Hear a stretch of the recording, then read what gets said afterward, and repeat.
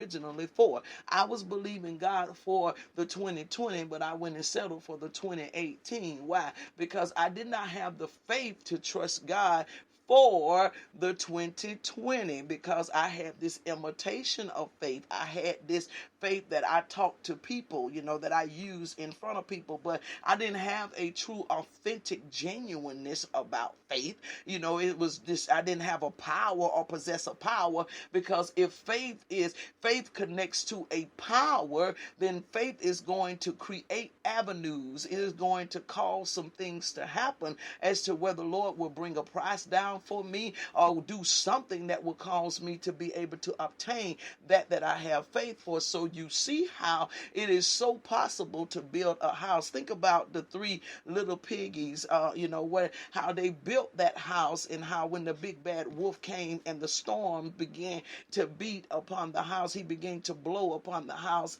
Some of the houses began to fall, but the house that was built, that was solid, it did not go anywhere. And so when we have this imitation things about us, y'all hear me tonight, when we have these imitation things about us, then there are some things that will happen to reveal the true nature of where we are for real. It will tell the story of whether the house was truly built upon God or whether we labored in vain. It'll tell the truth in relationships, whether it was truly built upon a foundation or whether we labored in vain. When all those storms begin to hit, when all those things come, because every area that your house is built on is going to be tested.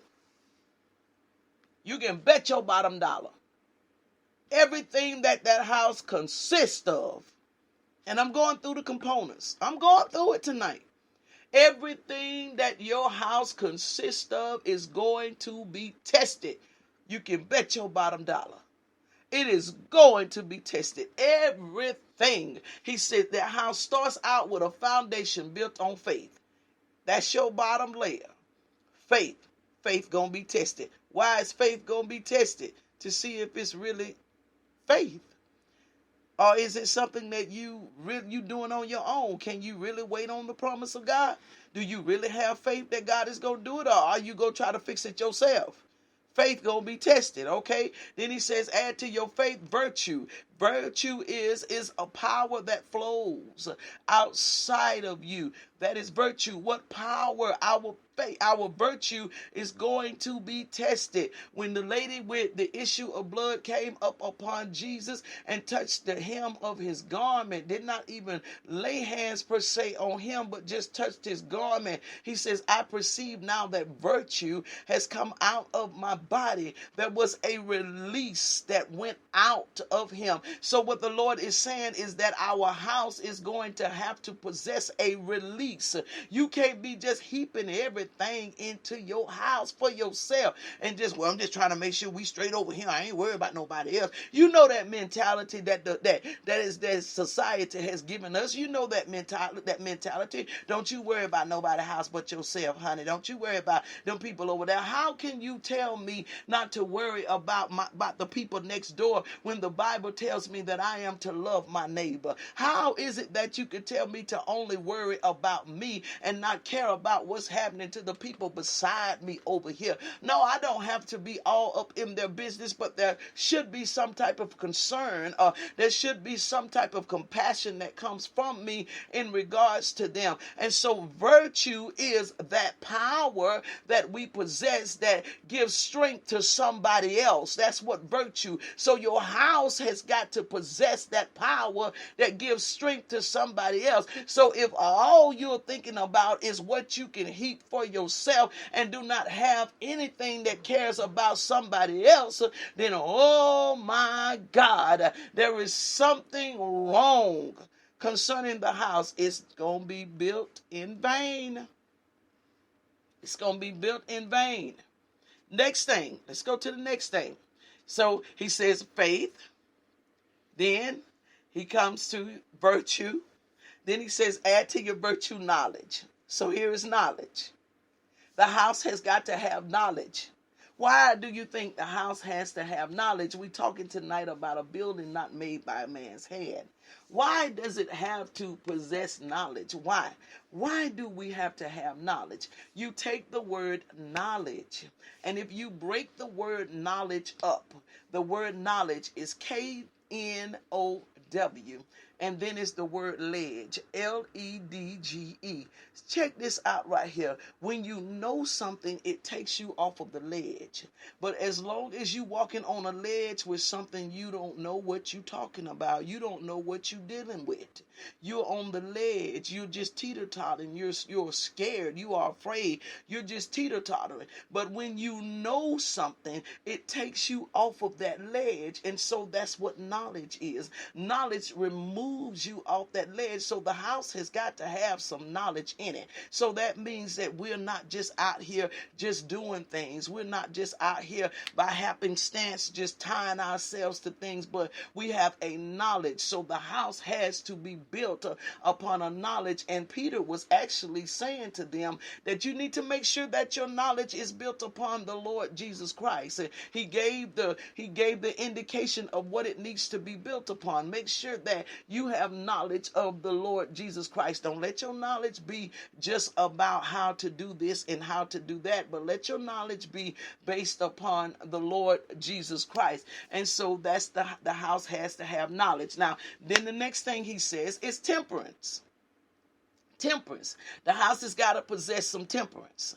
It's got to have some temperance. If everybody in the house is hot-headed, trouble, right? Trouble. My mama used to say this when I, growing up. She still say it right now. She'd say, child, she used to tell, all the time. I used to remember her talking to my siblings because they're older than me. So they were, when I came about, when she had me, my siblings were teenagers because I'm the baby in the bunch, that child that she didn't think she was going to have. But, so when my siblings were teenagers and they was coming up and they began to get in relationships and all, I can remember her saying this on a regular basis to them. She would say, child, somebody got to have some sense. Somebody got to have some sense. And so this is in relation to temperance. Temperance. Somebody got to have some sense. There has to be some temperance in the house. Everybody can't be hot-headed in the house. If you're talking about a building not made by man's hand, if anybody knew about temperance, Peter knew about temperance. I told you that is the reason why I believe he was the one that was afforded to be able to write this, to pen this book. Because if anybody knew about temperance, he knew. He was so hot-headed. You remember when the servant came to get, to get Jesus, Peter drew that sword, click, hit that ear real fast. He was so hot-headed that he would be the one that would deny Christ and go to cursing. He was so hot-headed that he would be angry about things. And so he knew that in order for me to effectively live for Christ, in order for me to effectively live inside of a building not made by man's hands, one thing my house has to possess is temperance. I gotta have temperance. So if I don't have temperance, if I'm hot-headed on everything, I'm going to be in trouble. It's got to possess temperance. The house has to have temperance. And so then the next thing that he talks about after temperance, he talks about patience. That one thing that we do not like to deal with, patience. Patience. Why? Why does my house have to possess patience? Because patience is a virtue, it says. Patience is a power.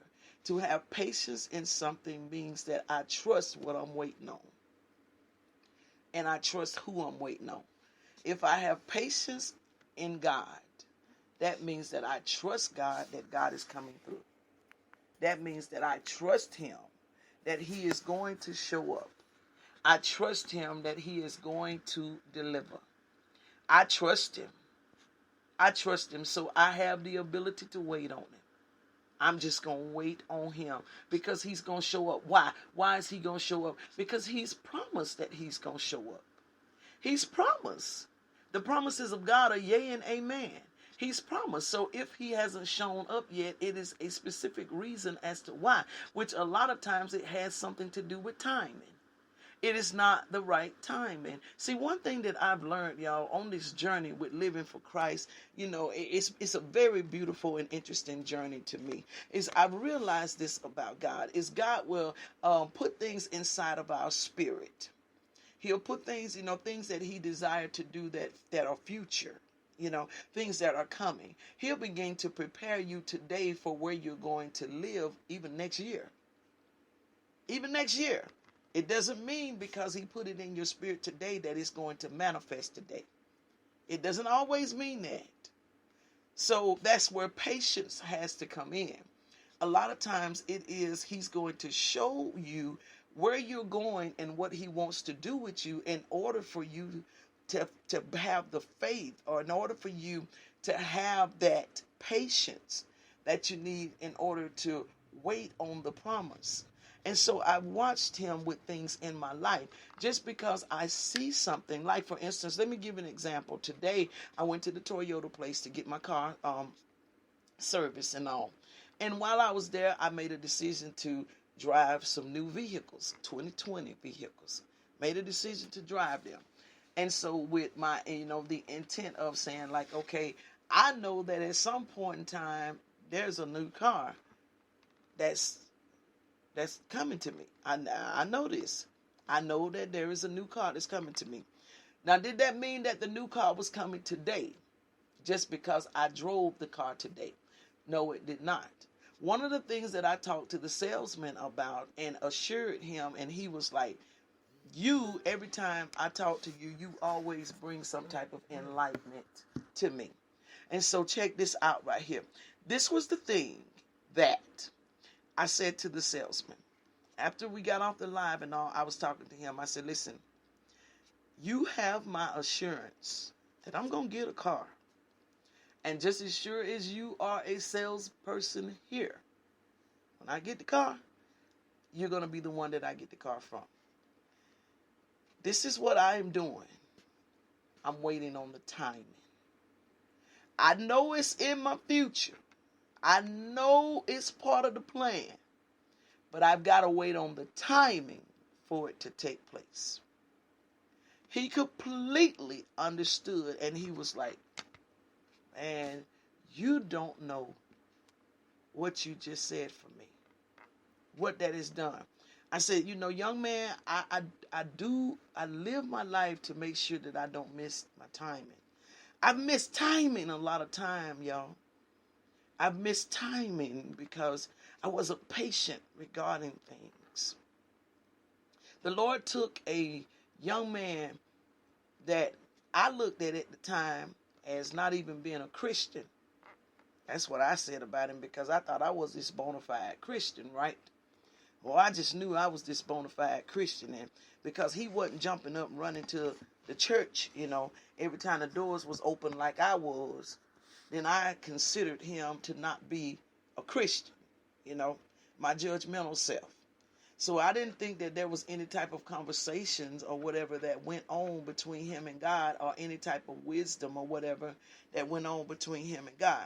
But the Lord took this young man, and this young man taught me a principle. He would always say to me, you don't know how to wait for the right time, Delphine. You don't know how to wait. And he was talking about, my hot-headedness. It ain't time to do that.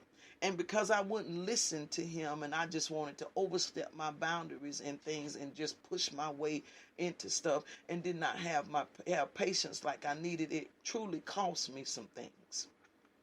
It got me in trouble in some areas. And so I'm telling you, except the Lord build the house, they that labor in vain. It cost me some things. It cost me relationships. It did.